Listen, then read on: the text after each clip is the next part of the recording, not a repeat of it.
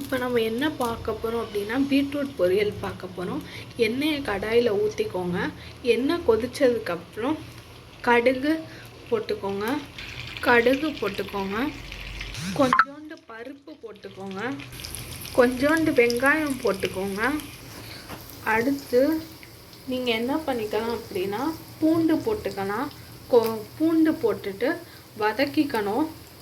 நல்லா வதக்குனதுக்கப்புறம் பீட்ரூட் சேர்த்துக்கலாம். இப்போ இந்த மாதிரி வதக்குனவுடனே நீங்கள் வதக்கிட்டக்கப்புறம் கூட மிளகாத்தூள் அதுக்கப்புறம் மஞ்சத்தூள் போட்டுக்கலாம். நான் இந்த மாதிரி கன்சிஸ்டன்சியில் இருக்கும் போதே போட்டுக்கிறேன். இப்போ மிளகாத்தூள் போட்டுட்டேன். இப்போ மஞ்சத்தூள் போடணும். இவ்வளோண்டு எடுத்துக்கோங்க.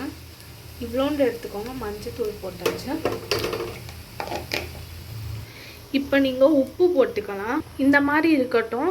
இப்போ நம்ம பீட்ரூட் சேர்த்துக்கலாம். இப்போ பீட்ரூட்டும் சேர்த்தாச்சு. இப்போ கிண்டி விட்டுக்கலாம். இப்போ கிண்டி விட்டதுக்கப்புறம் தண்ணி ஊற்றணும். தண்ணி ஊற்றிட்டு காமிக்கிறேன்.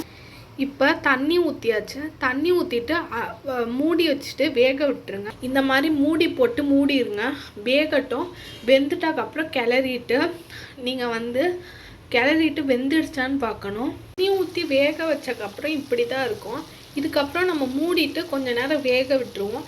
எவ்வளோ தண்ணி ஊற்றினாலும் இந்த காய்க்கு பத்தாது. தண்ணி ஊற்றி வெந்துடுற கன்சிஸ்டன்சி வர வரைக்கும் நம்ம இதே மாதிரி தான் தண்ணி ஊற்றணும். அதுக்கப்புறம் நீங்கள் இறக்கிட்டக்கப்புறம் கொஞ்ச நேரம் கொஞ்சம் கிண்டினக்கப்புறம் பீட்ரூட் இப்படி தான் இருக்கும்.